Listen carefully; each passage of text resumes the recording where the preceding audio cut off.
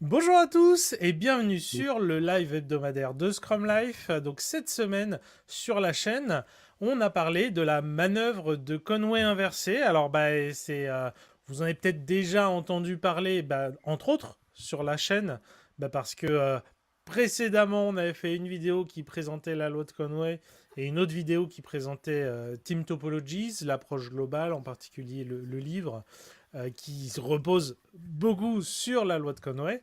Et effectivement, pour aller plus loin, le sujet suivant qui a été plébiscité par le public, c'est la manœuvre de Conway inversée, qui, comme on l'explique dans la vidéo, c'est l'idée de reprendre la loi de Conway et d'essayer d'en tirer parti plutôt que de la subir. Et je suis bien sûr avec Robin. J'attends du coup, je me tourne de ce côté-là, ça marche, salut. Non, faut pas qu'on fasse trop ça marche pas en plus et c'est nul, mais bon. Est-ce que tu vas bien, Robin? Bah plutôt, et toi? Eh ben oui, moi ça va. Alors, je crois qu'on ne verra pas Constantin, ou il passera peut-être la tête. Il se sent pas bien. Enfin voilà, c'est la routine, régulièrement les trucs. Il a eu une mauvaise nuit. Mais voilà, et une mauvaise nuit. Mais ça c'est pas grave. On va faire sans lui. Et puis le connaissant, je serais pas né qu'il lâche des commentaires dans le chat. Combien on est du coup? Ça commence à se remplir. Il y a déjà Ça 7 commence à se personnes sur remplir. YouTube. Alors, ouais, on sait que c'est déjà les vacances. Et d'ailleurs, on va Dernier live commencer avant en parlant de l'été. ça. Oui, Dernier, enfin, d'ailleurs. l'été ou la série de l'été, parce qu'on est déjà en été. Et oui, donc c'est le dernier live. Et du coup, faudra qu'on en parle un moment de ce qui se passe dès la semaine prochaine, puisqu'on aura quand même un programme un peu spécial pour juillet et août. Qu'on Voilà. avait teasé au dernier live, hein, effectivement. Ah Bonjour oui, bah, Garance. hop. Alors Bonjour Mouche. on va Bonjour mettre le petit Paul-Emmanuel. message. Alors comme toujours, si vous êtes sur YouTube, normalement, il y a un message épinglé avec le lien si vous voulez nous rejoindre. Je vous le remets là dans le chat YouTube et Twitch. Et je vais aller donc du coup dans le live côté LinkedIn pour mettre le message aussi. Il y a aussi 4 personnes pour l'instant. Voilà, je sens qu'on va pas forcément être très nombreux, mais c'est pas forcément choquant. Encore une fois, c'est un peu l'été. Du coup, ça laissera d'autant plus de paroles à ceux qui sont là. Ok. Voilà, j'ai mis le message. N'hésitez pas à venir pour réagir, pour compléter. Euh, Et je sais pas si Paul-Emmanuel est avec nous, mais n'hésite pas à venir, hein, parce que je voyais qu'il y avait des commentaires structurants, en tout cas structurés, dans, dans l'espace des coms.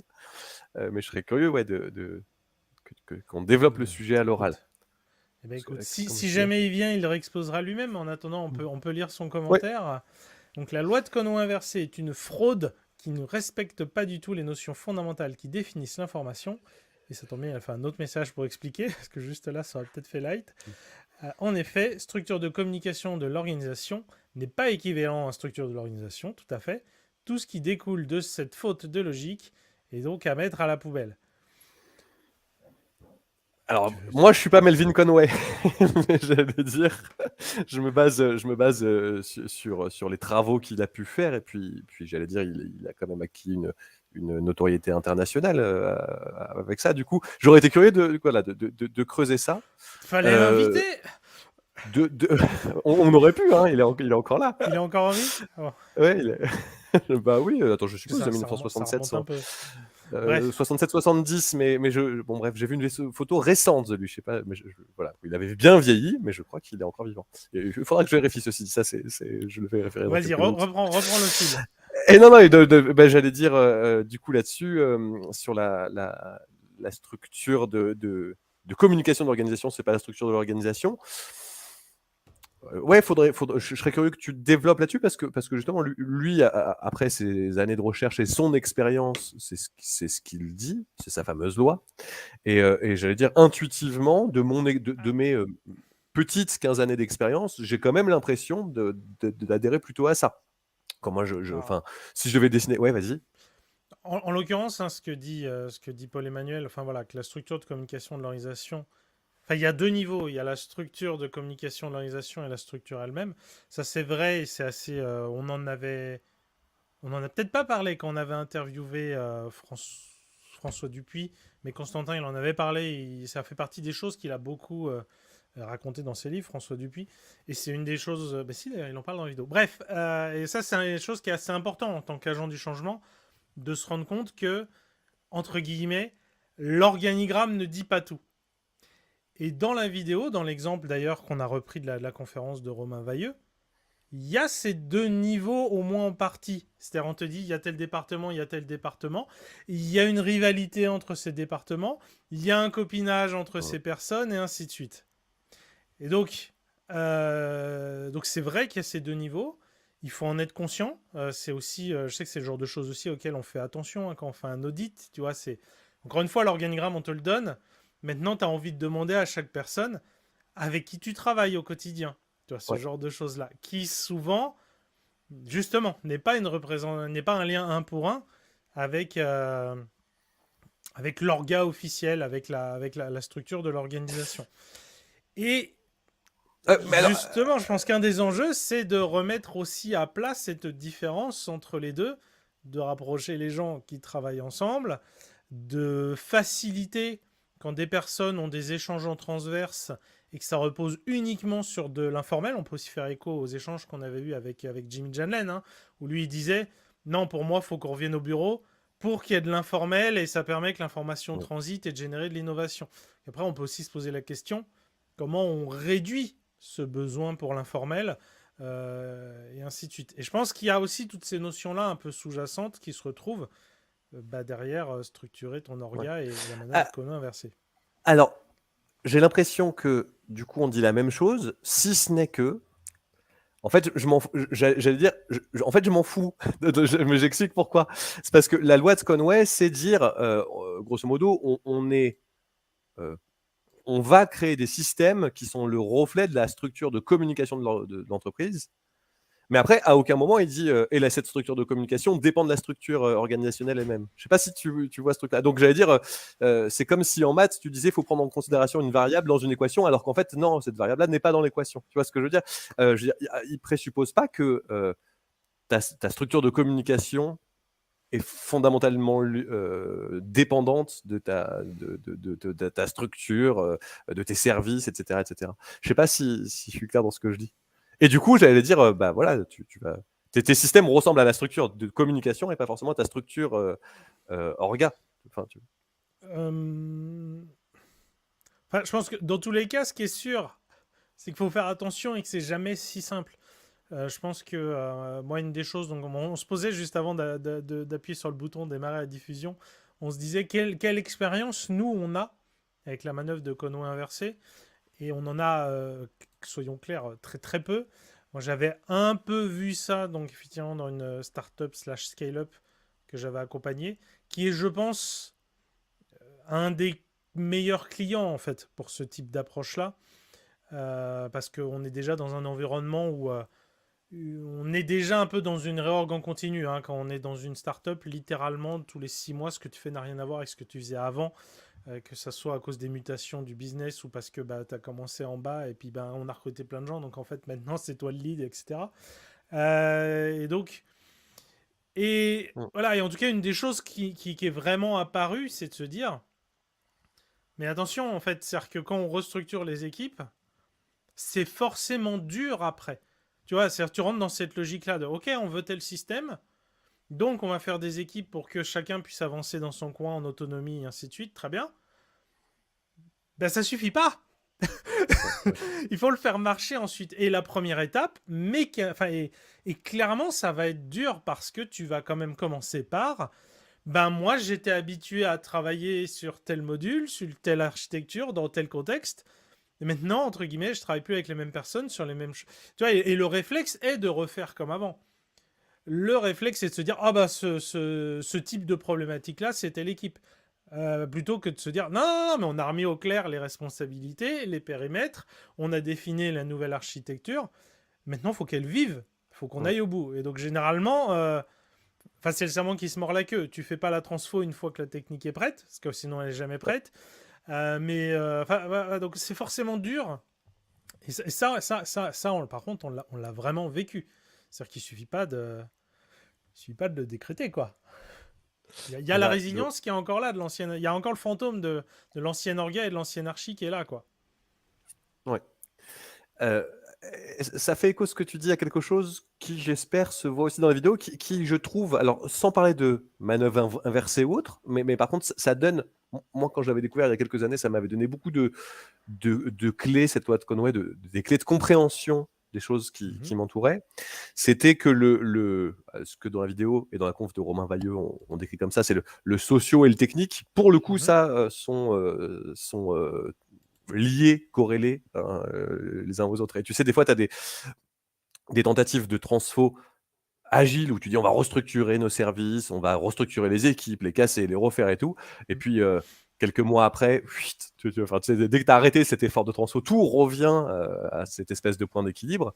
Je pense quand même que c'est dû effectivement aussi, au moins en partie, à la technique que tu as en face. Tu sais, bah, grosso modo, si tu as une équipe qui est en train de développer, je sais pas, une brique de service, un composant ou autre, et puis que tu vas, je dis n'importe quoi, essayer de changer ça, casser ton équipe en deux, etc. Et autres, bah, finalement, au bout d'un moment, elle recommencera à faire ce travail-là et ton équipe se reformera Bah, d'elle-même. c'est la... Je sais pas. Ouais. Oui, non, mais c'est la difficulté de la transformation et aussi de comment tu l'amènes, hein. J'avais parlé avec un DSI qui me racontait, enfin du coup, qui me racontait ce qu'avait fait un autre DSI, enfin DSI de transition où vraiment il y a cette logique de transformer les choses, où il avait clairement assumé que la performance allait baisser pendant la phase de transformation. Et ce qu'il avait fait en fait, c'est qu'il avait en gros formé une nouvelle équipe, voilà, agile, bien tout ce que tu veux, et au bout de 3 mois, il cassait l'équipe en deux et il complétait avec des autres personnes du pool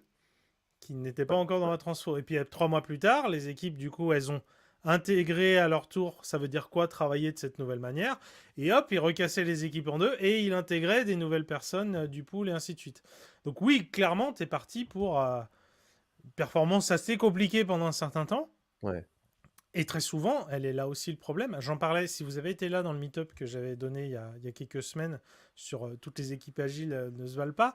C'est une chose que je dis. Souvent, on se dit on est en feature team machin, mais le management Mm. n'est pas à l'aise avec l'idée que bah, quand une équipe n'a pas la compétence qu'il lui faut pour être efficace et être autonome, et bah, il ne faut pas donner le travail à la personne qui sait le faire.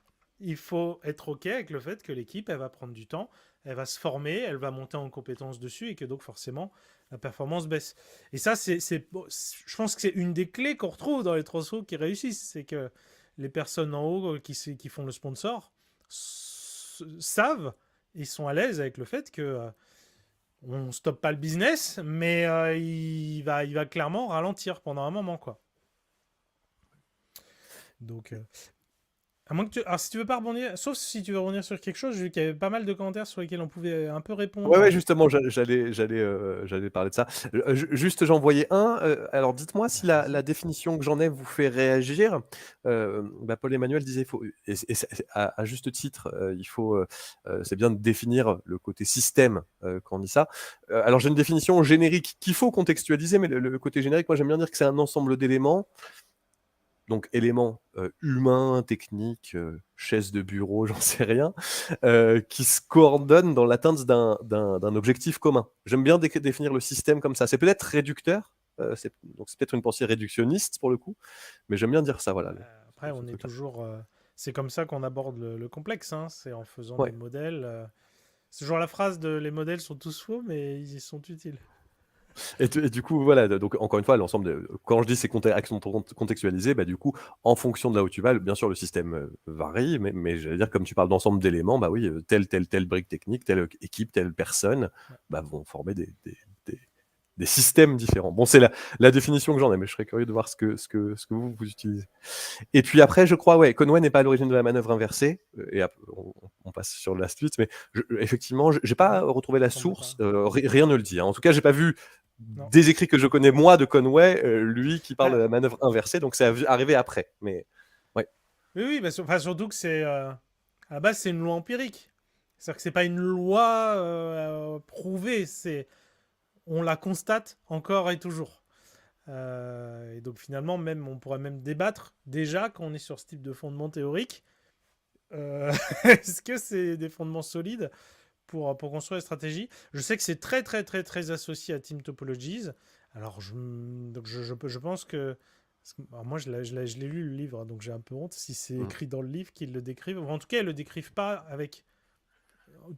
C'est pas un mode d'emploi. Vas-y, faites ci, faites ça, quoi. C'est vraiment Team Topologist qui décrivent la manœuvre chrono inversée. Il la survole dans le livre, mais c'est très lié avec ça. Et par contre, ça me fait rebondir sur un autre commentaire.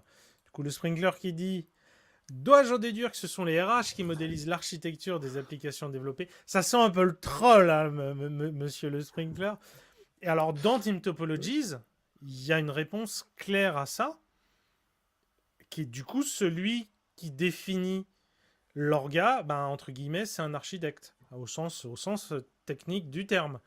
C'est-à-dire que, Mm. bah, parce et qui, justement, quand on le regarde sous cet angle, notamment de la manœuvre de Conway inversée, bah oui, on le voit. C'est-à-dire que si tout part de comment on structure la solution pour en définir la structure organisationnelle en termes d'équipe, bah oui, ça veut dire. Alors peut-être qu'un meilleur terme, ça serait, si je fais écho à ce que nous a raconté Cécile Roche, c'est le Chief Engineer en ligne, qui est justement parce quand on Mm. parle architecte en France, hein, souvent on a cette image du assez négative de l'architecte tour Ouais, d'ivoire qui choisit juste comment on va coder et qu'après il l'impose à tout le monde alors que ça n'a dans son aucun coin. sens dans 95% des contextes de la boîte. Voilà, non, on parle vraiment de cette personne qui, déjà, il n'y a pas que l'aspect technique, c'est-à-dire que quand définir la solution technique, c'est la bonne solution technique, donc ça tire énormément sur les besoins métiers fonctionnels, évidemment. Et puis, il y a une énorme dimension leadership, forcément. Tu es là en support pour accompagner, pour aider. Mais vraiment, voilà, quoi. Tu as clairement une énorme casquette technique et toutes les choses qu'on a évoquées, bah, la personne les connaît, les a en tête, les maîtrise, quoi. Mm. Donc, en tout cas, voilà, on peut débattre si c'est bien ou mal. En tout cas, dans le modèle Team Topologist, clairement, c'est ce qu'ils disent et c'est assez Mm. cohérent dans la globalité. Tout part des Ouais. composants, les équipes sont, enfin composants, bon, ça peut être pris comme component team, Mm. des modules, des systèmes. Et donc du coup, et tu fais une corrélation en termes d'équipe. Donc Ouais. tout part de là. Et ce qui là Mais encore marche assez bien en environnement startup scale-up, parce que généralement dans ces environnements-là, le CTO, c'est un pilier super important de la boîte.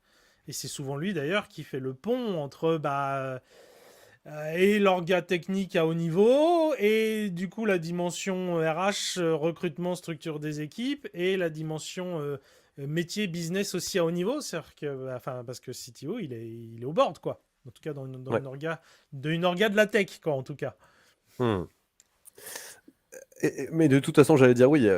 Après, que tu sois d'accord avec loi hypothèse de Conway, si je reprends la manœuvre inversée, team topologies et autres, c'est quand même bien d'avoir toutes ces connaissances-là dans ta besace pour pouvoir effectivement, quand tu es confronté à ce type de problème, pouvoir faire tes propres expérimentations, j'allais dire.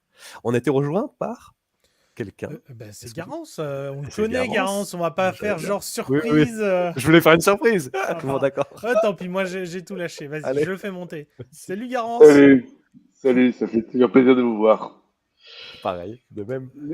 Mais là, sur le coup de la loi de Conway inversée, quand j'avais du mal quand j'en ai entendu parler. J'ai essayé de rentrer en team topologies et j'avais des voix de rejet assez récurrentes. Et quand je t'en ai entendu parler l'autre jour, j'ai compris pourquoi.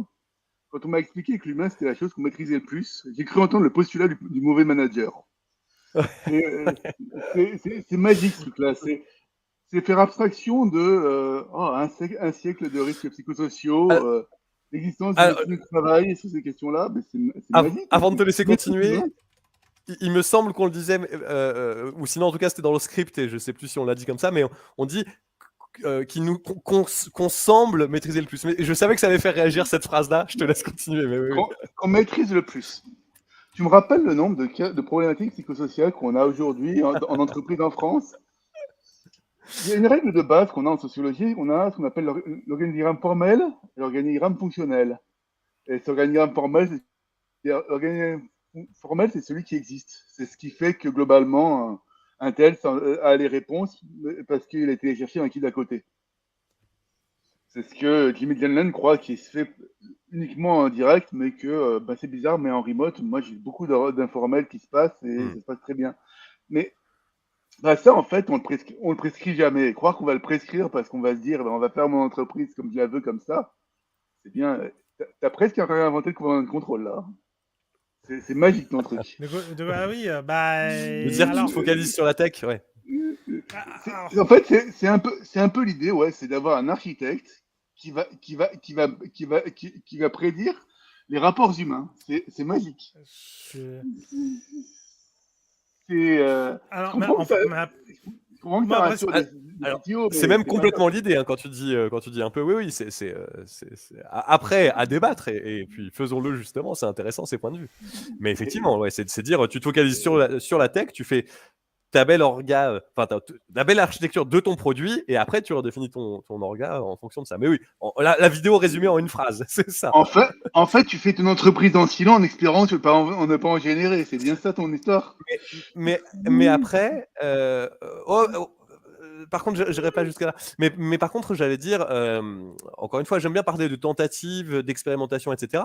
Généralement, alors moi, c'est un peu comme Jean-Pierre, et en plus, l'expérimentation était trop petite pour être intéressante. La seule fois où en équipe, enfin dans un groupe, on a tenté de faire la loi de Conway, la manœuvre de Conway inversée. Mais j'allais dire, généralement, quand tu décides de te restructurer, bah, il y a des points clés, mais c'est parce que ton produit va mal, parce que tu n'arrives pas à livrer ce qu'il faut, etc. Et donc tu te dis, bon les gars, ça marche pas, qu'est-ce qu'on fait? Et donc là, souvent, tu as une des choses qui vient sur la table, ah pardon, je cherche le nom d'un auteur, je sais plus. Mais bon, on pourrait essayer de se restructurer, mais comment on fait? Et donc la manœuvre de Conway inversé, c'est une proposition, c'est-à-dire vous pourriez faire comme ça. Enfin, en tout cas, moi, je le prends comme ça. Mais par contre, ça ne lève pas. Et tu as raison d'appuyer sur tous ces points douloureux, hein, qui est à juste titre. Hein. Voilà, encore une fois, moi je prends plus comme une proposition d'outil. Bah, tenez les gars, regardez, on pourrait essayer de faire ça de cette manière-là. Peut-être que ça sera intéressant, plus que de partir d'une autre manière à l'arracher ou autre. Mais par contre, tu vois, on parle de manœuvre de Conway. Tu peux parler de Unfix, d'ailleurs, on dit, voilà, etc. Je veux dire, il y a plusieurs autres manières d'essayer. D'ailleurs, il y a une infinité de manières de repenser son organisation. Là c'est quelques outils en plus. Ouais. Disons que moi, j'ai une science sociale. En sciences sociales, souvent, on aimerait nous poser la question de qu'est-ce que ça va faire si je fais ça. Et 9 fois sur 10, la réponse d'un chercheur dira écoutez, faites-le, puis on verra la sortie. Parce qu'on fait pas de la futurologie, en fait. C'est un peu, quand je vais au médecin et que je lui dis si je me mets à faire du sport, qu'est-ce que ça va me faire? Il va pas pouvoir me dire grand-chose.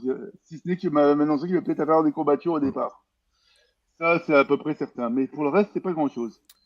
Et après, oui, on peut tenter des trucs comme ça, tenter. Ouais. Mais s'imaginer qu'on va en faire des lois et puis tiens, et puis ça marche à tous les coups.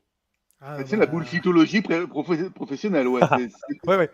On, ça c'est on rapproche le coaching du Alors, bullshit le plus profond. c'est ce que je commençais à dire aussi, hein, c'est que, enfin, oui, c'est évidemment pas une formule magique. C'est ce que je disais, c'est que déjà, moi, j'ai pas dit qu'on l'a réussi à le faire marcher. Je dis que par contre, on a bien vu les difficultés que ça. Enfin, voilà, en fait, c'est simplement forcément, tu changes les choses, l'existant reste là.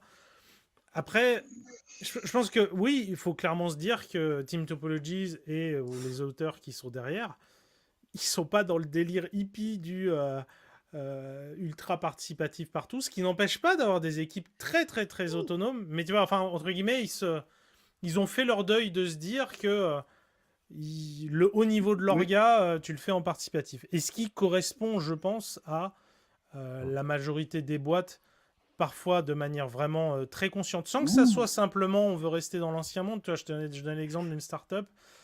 Tu vois, c'est vrai que le startup, c'est à la fois un des endroits les plus favorables à l'agilité, et même si tu ne l'es pas, tu te plantes forcément. Hein.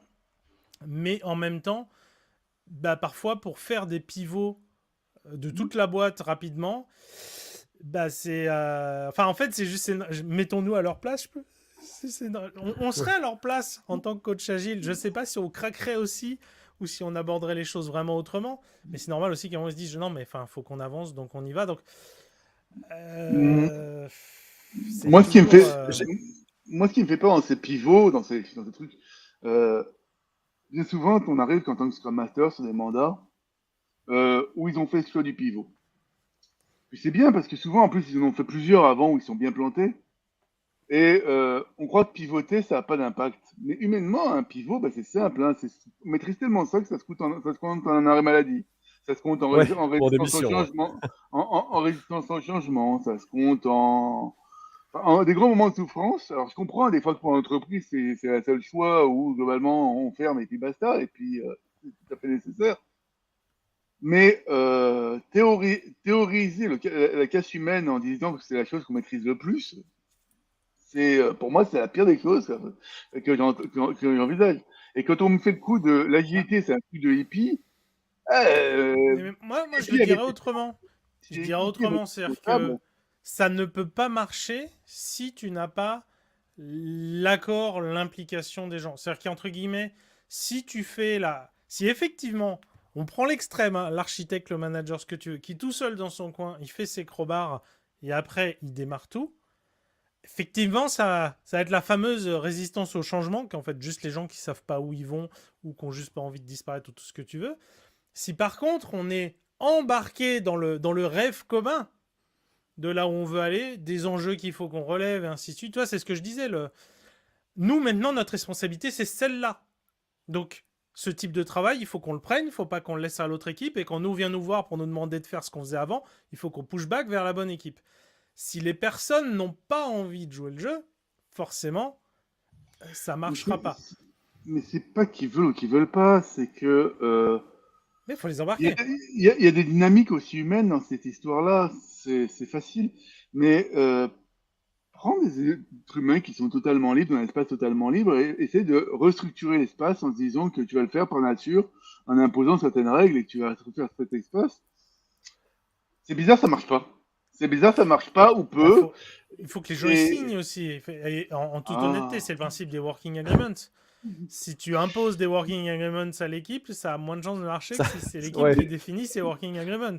mais tu sais très bien que, enfin, dans le modèle français, dans le reste du travail, le working agreement, il vaut à peu près, bah, tu signes ton contrat de travail, il signe pas en fait. Il signe comme le contrat de travail, ce working agreement. T'es d'accord, bien sûr, parce que de toute façon, si tu le signes pas, ben, mais est-ce que tu vas le faire pour de Ouais, vrai? tu viens pas chez nous. Ouais. Ah, donc, du coup, et Euh, voilà, donc, tu vois, on dépile toutes les ficelles. Ah, et donc, du coup, et la sûreté psychologique, et l'implication des gens, et le pourquoi on est là, et ainsi de suite. Quand on revient toujours sur la même chose au final. Et t'en reviens à Crozier et Friedberg à la fin, à savoir, ben, t'as des systèmes d'action concrets au sein de l'entreprise, des personnes qui se connaissent, qui travaillent bien ensemble régulièrement, et puis le working agreement fait bien gentil, mais après on se passe un coup de fil. Et on se voit avec des machines à café. Et, et on fait un peu comme on veut parce que il y a comme ça qui marche, ils sont gentils, il est gentil l'autre, mais faut bien qu'on avance. et à propos d'avancer, tu as dit un mot qui m'a fait réagir tout à l'heure, et ne serait-ce que parce que tu es là, il y a une partie que j'ai presque enlevée connaissant la communauté, je n'ai pas voulu en parler dans la vidéo, je l'ai enlevé du script, c'était que Safe préconise de construire ses trains en se basant sur la manœuvre de Conway inversée pour le coup. Et tel qu'ils le décrivent, je te vois plisser les yeux, du coup j'y vais rapidement, mais tel qu'ils le décrivent, ils disent il faut d'abord se focaliser sur la valeur, quel service on veut apporter à nos utilisateurs. En fonction de ça, on va regarder tous les SI qui vont aller apporter ce service-là. Quand je dis les SI, tiens, je prends un exemple récent. Et je pense que là, j'ai aucune clause de confidentialité, etc. C'est le service, je travaille chez La Poste, et c'est le fait qu'il y ait les facteurs qui viennent chercher le courrier recommandé directement dans ta boîte aux lettres. Le colis directement dans ta boîte aux lettres. Ça, c'est le service que tu apportes à l'utilisateur. Maintenant, pour apporter ce service-là, tu as plein de SI, je sais pas moi, un système d'information pour que le facteur il sache qu'est-ce qu'il faut aller chercher dans quelle boîte aux lettres, toi-même en tant qu'usager qui dit bah tiens j'ai déposé un colis, etc. Donc tu regardes tous les SI qui font partie de ce service-là, et du coup quand tu as ça, tu as tous les SI qui communiquent les uns avec les autres pour apporter cette valeur, ce service-là à l'utilisateur. Et du coup, dans la logique, tu prends tous ces services et tu les fous dans un train et tu dis ça, c'est notre train Safe, branche colis, je sais pas quoi. Et du coup, Safe s'inspire beaucoup de la manœuvre de Conon inversée, enfin dit qu'il faut s'inspirer de la manœuvre de Conon inversée pour constituer les trains. Parce que quand on est dans Safe, normalement, c'est une des choses qui se pose, c'est si tu viens avec Safe, tu es censé bah, tu as des gens qui Mettre ne à sont pas plat. dans des trains, etc. Tu es censé te dire, bah, pour te poser la question, comment est-ce que je constitue mes trains? Et donc voilà, typiquement, tu vois, alors là, je connais ta position sur Safe, etc. Je fais presque exprès d'en parler. Mais ce que j'aime bien là-dedans, c'est de se dire, bah voilà, en tout cas, il y a une question qui se pose. Comment est-ce qu'on restructure l'organisation? Tu as des outils sur le marché à ta disposition, tu peux inventer tes propres outils. Bah voilà, faut choisir lequel c'est. Et donc, pour moi, je le prends encore une fois de cette manière-là. Moi, moi, ça m'ennuie toujours, quoi. C'est ce principe pick and choose, de safe, où on peut prendre un peu tout et n'importe quoi. Sur ton cas présent, c'est magique, ton exemple. C'est une entreprise une entreprise hier publique qui est en train de se planter, dont les chiffres de la branche service colis dont tu parles sont en chute libre tous les ans et qui tente même de faire du safe pour essayer de se réinventer une légitimité d'existence. C'est très sympathique, mais Ah. bah, ça marche pas. En, en réalité, je pense pas que ce soit ça qui se passe, hein. En réalité, c'est comme toutes les boîtes. Elle essaye d'améliorer son delivery quand Ouais, elle mais déploie Safe. Mais ouais, ce que la, je veux dire, vé- c'est qu'on la, vé- reste la, sur vé- des... la vérité, c'est que c'est une branche qui, le courrier se pète la gueule en France, mais ça, c'est une réalité fonctionnelle, et c'est une transformation des modes de pratique, des modes de pratique, et qui essaie de se réinventer des raisons d'existence. Le fait de passer en safe, j'ai un gros doute sur le fait que ça les sauvera. Peut-être que s'ils sont capables de pivoter sur leur produit, ils y arriveront, mais c'est peut-être autre chose qui se passera. Malheureusement, quand j'entends dire euh, on va prescrire les rapports sociaux dans l'entreprise parce qu'on va, on va décrire comment ça va être en fonction de notre produit, j'ai un Ah doute. ben, J'ai un gros doute. on a compris ton point, Garance. Et Ouais. Eh bien, écoutez... Alors, j'avais vu un commentaire de Mouche qui était aussi intéressant. Alors, du coup, il l'a dit il y a longtemps. Zut, faut que je le retrouve. Faut remonter, faut remonter. Alors Il déjà faut un oui, début à tout, c'est ça? il nous dit que sur le forum aussi il se passe plein de choses et que puisque bah, du coup j'avais commencé à évoquer tout à l'heure pendant juillet et août, enfin ou pendant 4 semaines, les dernières semaines d'août, on reviendra sûrement, il y aura plus de live du coup. Mais donc du coup il propose, lui et la communauté proposent sur le forum bah, de faire des lives avec les gens de la communauté, de se retrouver, d'échanger, de papoter. Et ben donc n'hésitez pas à y aller, ça va être génial. Peut-être même qu'on y passera de temps en temps. Euh, Ah, mais c'était vraiment il y a longtemps. Alors, T'as fait Constantin autre a chose. raison. Donc Constantin n'est pas avec nous sur le live, mais il a dit le problème. Non, pendant que tu cherches le commentaire de Mouche, il dit il préconise pas ça pour trouver la meilleure orga, mais pour faire des trains. Là-dessus, je te donne pas tort, parce qu'on a des avis divergents et beaucoup de débats avec Constantin en privé. Mais effectivement, là-dessus, je te donne pas tort. Ouais, j'ai retrouvé son commentaire. C'était au tout début, il y a une demi-heure. Ouais, il nous dit vu la taille de mon orga avant d'envisager la manœuvre inversée, je vais surtout visualiser l'état des choses pour faire prendre conscience de la complexité actuelle. Oui, c'est sûr que tout commence déjà par là. Parce qu'en même temps, si on déroule la recommandation de la manœuvre de Conway inversée, si t'es pas capable de construire ton archi, enfin, tu vois, tout commence par comprendre où on en est, comment ça se passe, et ainsi de suite. Si forcément, tu vas pas aller loin sinon, quoi. Ouais, j'aime bien cette phrase-là. Alors c'est lui qui me l'a appris, mais je pense pas qu'il en soit la source. Je parle de William Bartlett, qu'on voit de temps en temps sur le live, mais qui disait l'activité de cartographie est toujours fausse, mais elle est importante, elle est nécessaire. Elle est nécessaire, mais elle est toujours fausse. Grosso modo, c'est pas le résultat qu'on veut, mais c'est effectivement cartographier parce que c'est comme ça qu'on va commencer à comprendre collectivement ce qui se passe et puis pouvoir tenter des choses. Donc ouais, là-dessus. Ça, voilà, l'activité de cartographie est importante. Non, mais Mais fausse, et là, knowing is half the battle. du coup, T'as bien Maxime raison. nous parle de Kanban aussi, effectivement. Visualiser, c'est le Kanban, ça commence clairement par là. On va commencer par visualiser c'est quoi ce qu'on fait. Et incidemment, enfin, c'est quand même souvent ça les problématiques qu'on a, bah, par exemple, dans une DSI, c'est souvent la première problématique avant d'imaginer tout et n'importe quoi, c'est juste que redonner du sens à ce qu'on fait en fait. On se rend compte qu'on maîtrise pas nos process, qu'on les connaît pas, et ainsi de suite quoi. Et j'étais en train de me poser la question là en lisant le chat sur aussi est-ce qu'il y avait des liaisons possibles entre la manœuvre de Conway inversée et le dynamic retiming, tu sais, le fait casser tes équipes, Ah. les refaire à intervalles réguliers. Mais c'est trop philosophique. On peut en reparler après. Mais Euh, plutôt d'aller ouais, sur vas-y, des Garance. transformations d'ensemble comme ça qui ont des coûts humains qui sont considérables. Moi, il y a des approches qui je trouve plus intéressantes aujourd'hui qui apparaissent, du genre réintégrer des quick fixes pour obtenir des effets d'évolution. Il y a un travail qui avait été organisé par un des anciens partenaires, un des anciens conférenciers de la Ville de Montréal, Olivier Bertrand, sur les questions d'approche phylogénétique d'organisation. Là, on a quelque chose qui est intéressant, c'est-à-dire que plutôt que d'essayer de se dire, je vais m'agiliser pour m'agiliser, à se dire, si j'intégrais cet élément, peut-être que d'un seul coup, ce quick fix va me permettre de transformer progressivement mon organisation naturellement.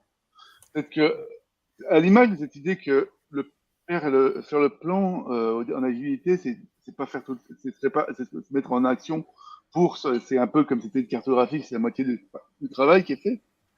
C'est là aussi, quoi. C'est des petites victoires et c'est aussi cette économie humaine aussi dans la transformation. Parce que quand on entend casser des équipes, moi, je pourrais jamais m'empêcher de penser que derrière ces équipes, il y a des humains qui sont derrière. Et qu'au fond, c'est un peu casser de l'humain, au final. Je suis pas d'accord, je suis pas persuadé. Genre, je suis d'accord que c'est souvent ce qu'on voit, mais je suis pas certain qu'il y ait une corrélation absolue entre casser des équipes, forcément, c'est casser de l'humain. On en revient sur est-ce qu'on les implique dans les enjeux enfin voilà, il y a une énorme différence entre faire le constat qu'on n'a pas les bonnes. Non, puis en plus de fait, en vrai, même la notion d'équipe stable, ça veut dire quoi? C'est normal que tous les ans, il y ait un prestat qui ait fini son contrat, il y a quelqu'un qui change de poste, il y a quelqu'un qui déménage au Canada. C'est normal en fait. Les équipes ne sont pas pérennes, réellement Oui, non. pérennes dans le sens indéfiniment. Donc ça fait partie des choses. Et c'est normal aussi si on parle d'organisation apprenante, etc. Une organisation qui se réinvente. Ben oui, l'orga, elle doit être un peu en changement, alors continu, c'est pas tous les jours, mais clairement, ça doit faire partie de son quotidien Après, il y a régulièrement se restructurer. l'intégration d'une agilité, c'est clair, ça se prend en compte une résilience, cette capacité de prendre en compte le fait que, oui, un jour, il y en aura un d'entre eux qui sera malade, il y en aura un d'entre eux qui va peut-être quitter l'entreprise, un d'entre eux qui va faire autre Oui, chose. C'est tout à fait alors, normal. Maintenant, casser pour casser, mais après, fragiliser la sécurité psychologique des membres de l'équipe pour fragiliser, sans être certain du résultat, c'est bah oui, mais d'un autre côté, quand t'as des problèmes, t'es bien obligé de tester des trucs. Et t'es jamais sûr du résultat. Par contre, effectivement, il faut que tu aies un vrai problème. Et l'enjeu est jamais l'agilité. Dans Team Topologies, c'est pas ça qui te met en avant. Hein. Alors déjà, on le dit pas assez, hein, mais Team Topologies, si on revient vraiment sur le livre lui-même, eux, c'est clairement assumé. Déjà, c'est pour du software. Donc parfois, on peut avoir tendance à l'élargir en imaginant que ça marche pour tout et n'importe quoi. Je pense que les principes de fond ont du sens, mais en tout cas, eux, voilà, ils disent clairement, nous on est là, comment on fait des orgas pour faire de la haute performance. Ça se rapproche plus d'Accelerate de ce point de vue-là, qui lui aussi a déjà un focus sur les orgas de la tech avec le logiciel et effectivement améliorer le fait qu'on a des équipes autonomes qui pourront donc prendre des bonnes décisions, améliorer leur temps de cycle, etc. Quoi. mais moi, c'est toujours ça qui m'ennuie, c'est que on se pose pas tant la question. On se dit il faut changer, oui. Mais on oublie pas, on oublie de se dire quels vont être les impacts si ça marche pas. C'est vrai qu'on va pas, que si on pivote pas, on ferme, ça sert à rien de pas, c'est la nécessité de pivot. Mais si c'est pour pivoter pour Non mais pivoter, tu te contredis, Garance. Que tout à l'heure, tu as dit, si on demande à un expert en sciences sociales, tu dis qu'est-ce que ça va donner si on le fait? On ne sait pas, faites-le. Il se contredit pas, il évolue. non, Non, mais si on c'est est pas- d'accord sur le fait qu'il faut faire quelque chose, non, des fois il faut bien le faire. Maintenant, la question, ce que je vois souvent qu'on pose pas qui est derrière, c'est pourquoi on le fait et quels vont être les impacts de ce qu'on fait et de la transformation qu'on fait. Et bien souvent, on se pose pas non plus la question de savoir, on prône l'empirisme et c'est très sympathique, mais combien de mécanismes de transformation de ce type-là ont été fonctionnels? Euh, Excuse-moi, pour Safe, j'ai plus entendu parler de train à l'échec que de train qui ont donné des super résultats. Si tu as des retours d'expérience positive, ça m'intéresse. Oui, j'en ai, mais là, je te le ferai en privé. J'en ai quand même quelques-uns. Il y avait deux commentaires sur lesquels je voulais rebondir. Alors, celui de Mouche, Vas-y. je l'affiche et je le lis, parce que les deux sont liés. C'est une remarque de Mouche et une autre de Nicolas. C'est le changement vient de ceux qui savent pourquoi on devrait changer. Et du coup, je le lis beaucoup à un commentaire de Nicolas qui, à quel niveau hiérarchique, prend la décision d'appliquer la manœuvre de Conway inversée et pourquoi. Quelles sont les causes? Alors, je vais d'abord répondre sur le pourquoi. En liant ça, Mhm. justement, j'ai envoyé une recommandation de lecture potentielle d'un grand classique qui est Leading Chain de John P. Cotter. Alors, on a déjà apporté la réponse il y a quelques minutes, hein, mais c'est le pourquoi est-ce qu'on veut changer. Généralement, lui, il dit, c'est typiquement, on a une burning platform, quelque chose, ça plus rien ne va, ça brûle, on n'a plus les résultats, on n'a plus les bénéfices, on est en train de se faire manger par la concurrence, on perd des parts de marché, la qualité pas au rendez-vous, enfin bref, on a plein de trucs. Et donc on se dit, il y a cette nécessité de pivoter. Ça, Garance et Jean-Pierre viennent d'en parler. Bon, John Cutter lui dit, la première étape, c'est du coup de créer ce sentiment d'urgence. Du coup, et ça d'ailleurs, j'avais fait une petite conférence là-dessus parce que je trouve qu'il y a beaucoup de choses qui sont inspirées de techniques où on trouve beaucoup de choses à redire de la CIA sur la torture non physique, bref, pour créer le sentiment d'urgence dans une boîte. Je vous enverrai le lien de cette vieille conf Ok. qui était pas mal. Mais non, mais c'est assez fou. Il y a plein de trucs dont, bon bref, il y a plein de corrélations. L'humain n'est qu'une variable, c'est bien ça. Non, bref, il y a des choses qui sont inspirées de la CIA là-dessus. En tout cas, Vas-y, c'est mon avis. reprends. Mais une fois qu'on a créé ce sentiment d'urgence et qu'on a répondu du coup au pourquoi est-ce qu'on veut changer, maintenant sur le comment est-ce qu'on veut changer. Alors, le côté, ouais, est-ce que quand tu es développeur, enfin, quand je dis développeur, encore une fois, pas de côté dénigrant, moi-même, Contributeur je le individuel. suis. Mais voilà, mais en tout cas, dans un niveau très opérationnel dans une société, est-ce que tu peux dire, hey, les gars, on va mettre en place la manœuvre de Cono inversée? Je ne crois pas. Moi, de mon expérience, quand j'ai vu ça, à chaque fois, c'était le DSI, voire même le DG, etc., qui se disait, OK, on va tenter une restructuration. Alors, en l'occurrence, de mon vécu, j'ai une seule fois la manœuvre de Cono inversée, mais à chaque fois qu'il y avait une volonté de restructuration, c'était, voilà, on constate que ça va pas, il y a ce sentiment d'urgence qui se propage dans l'entreprise, et c'est toujours les top managers qui décident. Par contre, après, sur la manière de faire, pour rebondir sur ce que disaient Garance et Jean-Pierre, c'est le côté, voilà, des fois, tu peux le faire en collaboratif, en collectif.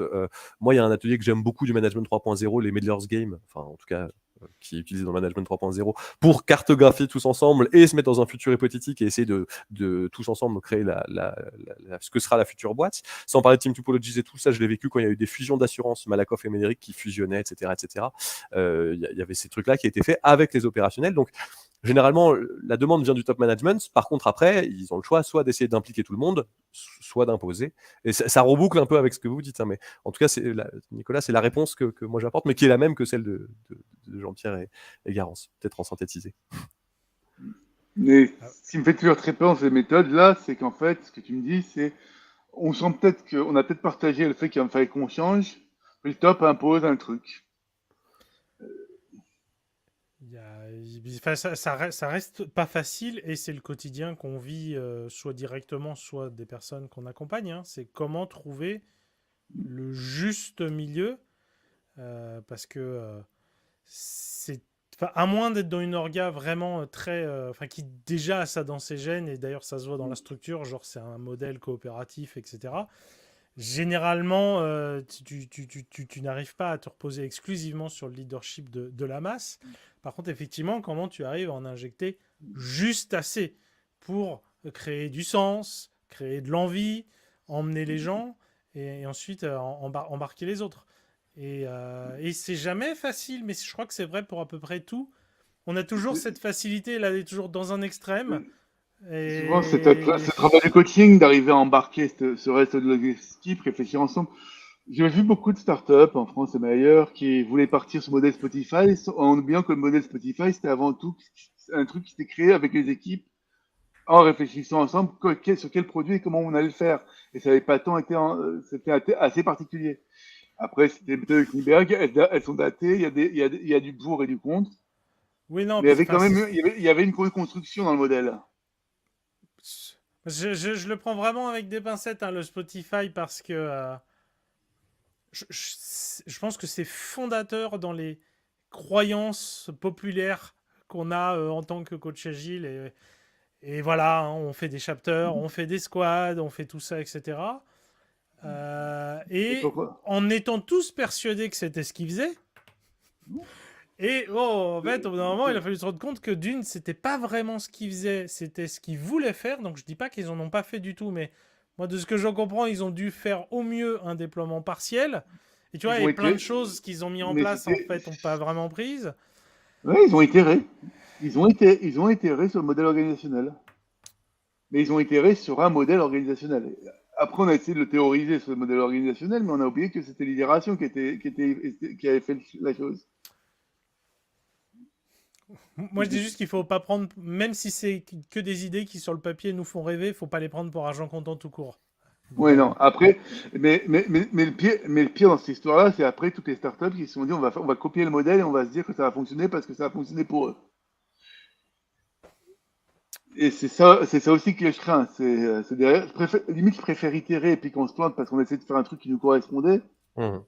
qu'à faire un pivot pré-mâché qui répond pas non plus à Ouais. la chose. Ouais, c'est Et le... d'ailleurs, juste pour rebondir là-dessus, il y avait sur la chaîne, hein, il y a un atelier. Je te connaissais déjà à l'époque, Jean-Pierre, mais on travaillait pas, pas ensemble encore. C'était de Jean-Claude Grosjean. Il y avait un atelier sur comment faire pour que les équipes se constituent elles-mêmes, justement. L'autoconstitution d'équipe, ouais. Ouais. Bah, je l'avais. Je sais plus si c'était spécifiquement là-dessus. Ouais, c'était là-dessus que je l'avais interviewé par rapport à.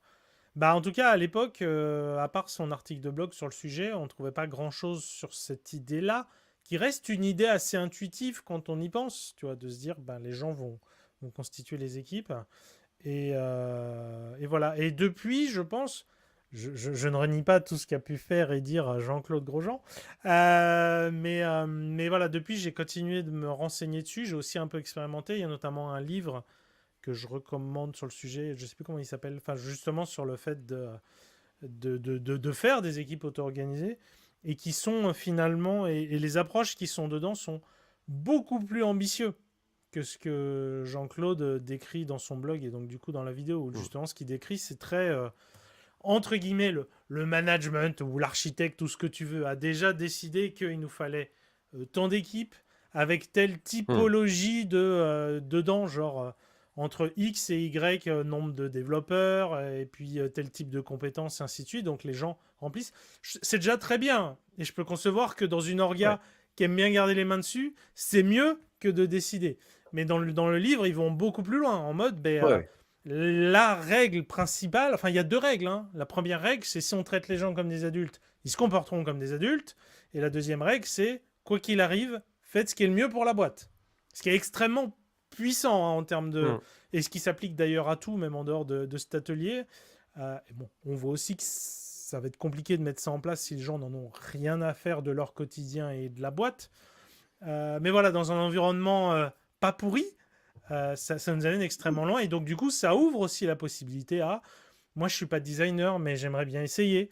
Enfin voilà, normalement, on devrait avoir une personne par équipe, mais nous, en tant que groupe, bah, on voit pas de meilleure solution que telle personne qui va être à cheval sur deux équipes. Bah, peut-être que ça vaut le coup d'être expérimenté et on voit où ça nous emmène. Et évidemment, tu as beaucoup plus de chances que ça marche si c'est déjà les personnes elles-mêmes qui se disent que c'est la bonne chose ou un modèle à essayer. Quoi. Donc voilà. Mais oui, ça c'est... Et ben on en revient sur... Même là, quand on disait, genre, mais admettons, il y a un management ou autre qui décrète l'orga, même là, on voit qu'il y a plein de niveaux. Tu peux avoir un management ou architecte, peu importe, mais qui décrète l'orga à haut niveau, sans aller jusqu'à décider ça veut dire quoi le contenu des équipes, qui va travailler avec qui, sur quel sujet, etc. Et déjà là, ça apporte une énorme différence, tout en restant finalement sur un cadre pas très différent à haut niveau d'un point de vue... Enfin, c'est quand même un gros lâcher-prise hein, pour les managers, hein, mais on reste quand même en maître de comment on a structuré l'orga, quoi. Mais la question pour le manager que je dirais, c'est est-ce qu'il s'agit pour lui de assurer une entreprise et de se donner les moyens pour qu'elle fonctionne, euh, ou vouloir être sans arrêt le parent C'est le parent adoptif de plusieurs adultes qui seraient devenus totalement infantilisés. bah, évidemment que c'est le premier, mais ça veut pas dire qu'il n'y a pas un besoin de coordination globale, même avec des adultes. Il y a une différence entre la coordination globale et d'autres choses. Moi, dans mes équipes, la première chose que je dis quand je reçois mes joueurs et qui n'ont pas forcément l'habitude de l'agilité, c'est excuse-moi, mais le matin, avant de venir ici, tu avais une maison, femme ou mari, voiture, enfant. Enfin, il y avait personne pour te dire comment tu devais gérer ta vie. Bah, je pense que tu es professionnel, c'est pour ça que tu arrives là dans cette équipe-là. Ben, et attends, tu te comportes comme tel. Et comme l'adulte que tu as été avant. Et généralement, ça fonctionne plutôt bien. Évidemment, Hein. mais évidemment, mais sauf que la réalité, il y a plein de choses qui se mélangent. J'accompagnais une équipe, j'essayais de les pousser à se dire qu'il fallait qu'ils réservent du temps d'office pour régler les problèmes de dette technique qu'ils ont et qui sont d'ailleurs une des raisons d'être un peu de l'équipe justement. Et tu vois, et j'ai pas réussi à leur faire passer le cap de se dire un truc comme bah il y a un jour par semaine qui est banalisé entre guillemets, on travaille pas sur le sprint, c'est off, etc. Et au final, à quoi ça revient?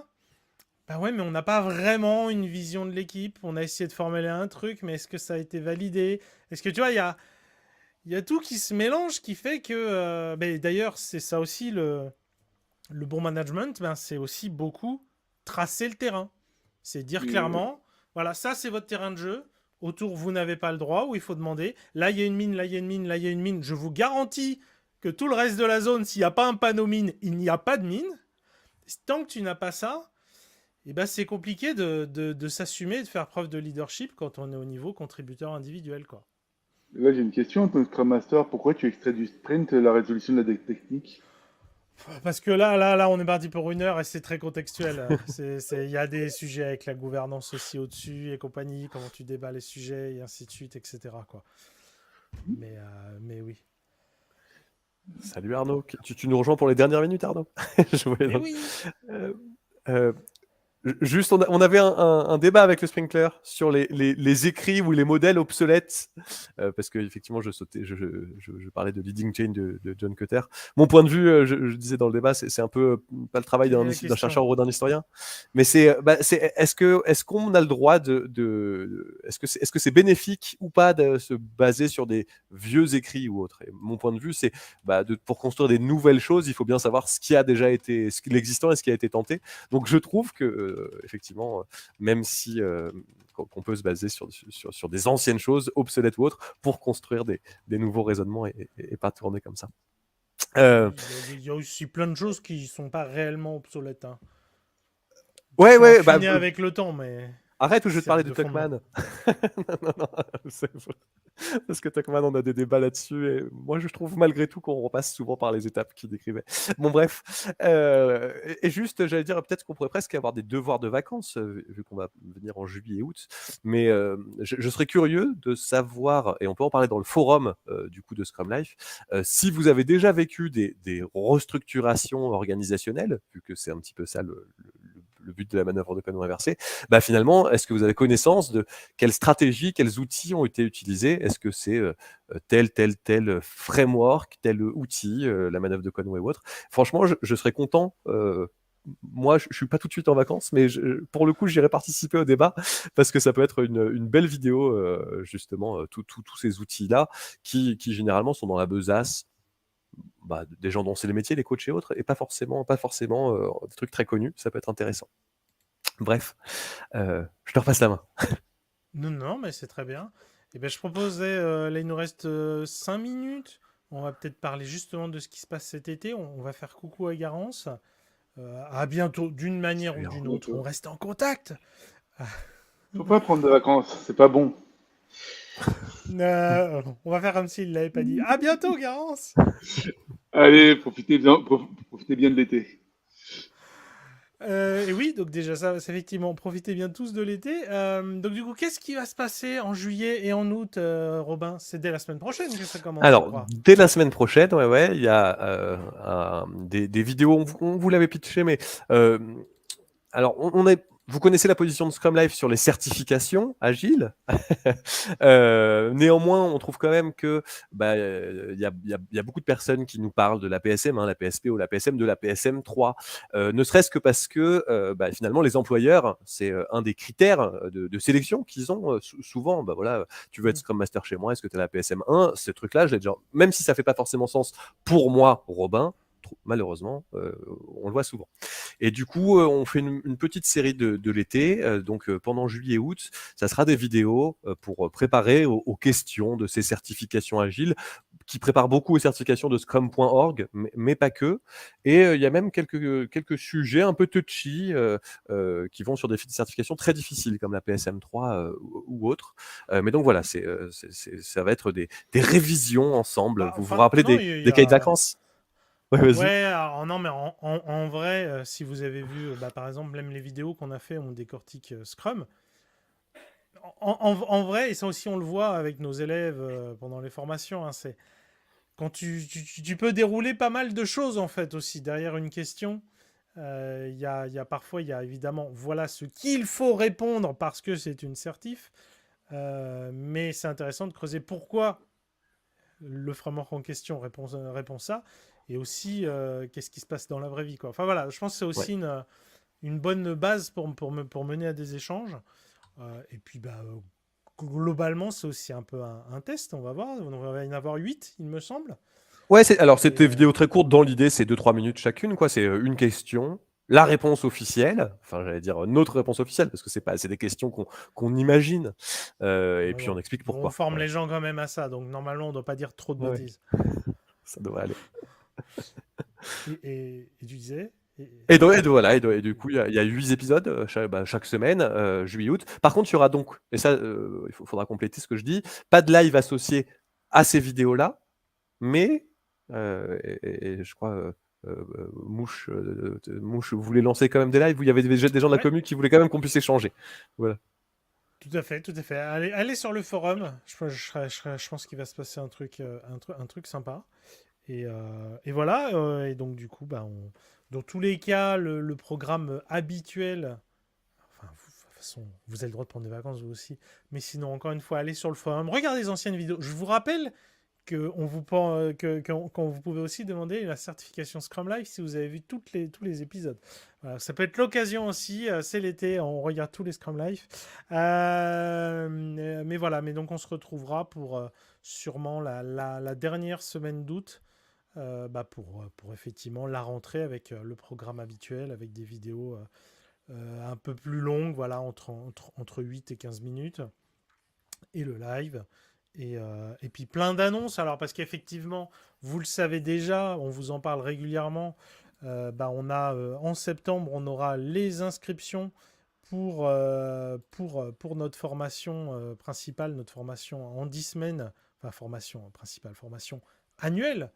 Voilà, je mets la scrumlife.tv/leader agile, devient meilleur agile. Voilà, donc ça sera en septembre qu'il y aura les inscriptions et pour un démarrage en octobre. Donc c'est aussi de ça, bien sûr, qu'on vous parlera à la rentrée. N'hésitez pas à vous y inscrire à la liste d'attente pour être sûr de être dans les starting blocks justement quand les inscriptions commencent.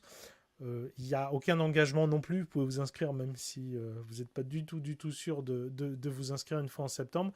Nous, on va aussi envoyer des messages un peu privilégiés ou plus sur le qu'est-ce qui se passe dedans à la liste justement à la liste d'attente. Donc c'est pour ça aussi si vous avez si vous savez que vous inscrivez pas que vous inscrivez pas cette année mais que vous êtes intéressé, inscrivez-vous à la liste d'attente, comme ça vous aurez le maximum d'informations et voilà. Parce qu'on essaye forcément de jouer. On n'a pas envie de vous pourrir si ça vous intéresse pas, donc on va pas spammer tout le monde. Si par contre ça vous intéresse, dites-le nous, qu'on puisse vous abreuver d'informations dessus. Et puis voilà. Est-ce qu'on a autre chose à dire? Moi, non. Alors juste Merci. avant, si juste après là, on va se retrouver pour parler des shorts parce que si vous l'avez peut-être vu, on a déjà dû en parler. Ah, c'est vrai. Sur tout le mois de juin, on a publié un short par jour qui était un extrait d'une des vidéos. On va dire, on arrive au bout de l'expérimentation d'un mois et on va se demander est-ce qu'il faut qu'on continue, est-ce que ça a de la valeur, Est-ce que voire même faut qu'on pivote et qu'on fasse que du TikTok? Ça, je suis pas sûr de ça. Que du short. Donc voilà, donc il y a ça aussi, on va voir si on renouvelle l'expérience ou pas, et si c'est le cas, sous quelle forme et quand. Donc voilà. Donc n'hésitez pas à nous dire aussi si vous voyez les shorts, vous tombez dessus. Mettez le pouce, mettez un commentaire, n'hésitez pas, c'est intéressant, ça nous permet de savoir que ça vous est utile. Voilà, je parle beaucoup trop. Qu'est-ce Ça qu'on dit? marche. Bonnes vacances? Bonnes vacances. Et à septembre ou pendant l'été. Ah, bah, j'ai réussi à faire réagir Maxime sur TikTok. Allez, bonne journée, salut! Salut.